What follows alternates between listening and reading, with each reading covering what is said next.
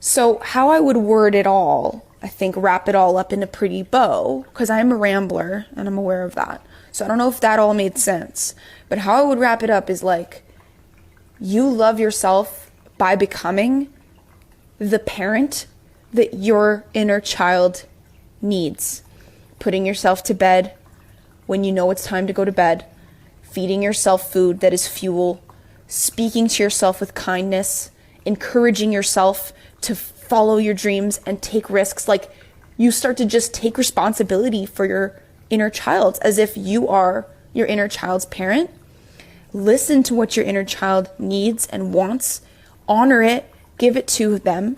Also, listening to the voices of adults that you have in your head and listening to that with compassion, but setting boundaries with those parts so that you can protect your child. And that sounds, at first, really wholesome and cute. I know that. But it's also awful and the worst, like I imagine having a real child is.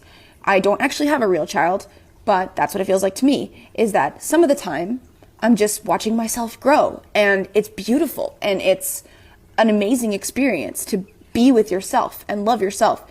And then the other half of the time, you're negotiating with a screaming toddler about something different every day. And maybe today it's that your inner toddler does not want to put on his shoes before it goes outside. And you're like, you have to put on your shoes. I'm not going to let you walk outside with no shoes because I love you.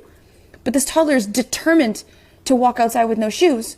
And you're going to have to find a way to negotiate with it to put shoes on to go outside, or else it's going to cut its foot on glass or something. Like, you know what I mean?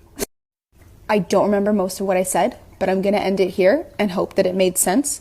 I'm going to end it with this thought that, like, loving yourself is hard, but not loving yourself is also hard. They're different kinds of hard, and loving yourself is just more rewarding. It makes all the hard stuff worth it because you're choosing yourself. If you choose to stay in bed and not go to the gym because going to the gym seems too hard, you're choosing it to be hard anyway, but now you're miserable. So you can choose a hard version of your life where at the end of the day, you feel proud, you feel fulfilled, you feel full and whole, and the hard stuff all becomes worth it. It's so worth it. And so I just want to encourage anybody that's on a healing journey like me to keep going, and it's going to get better, and I love you, and I hope this made sense. Okay, good night.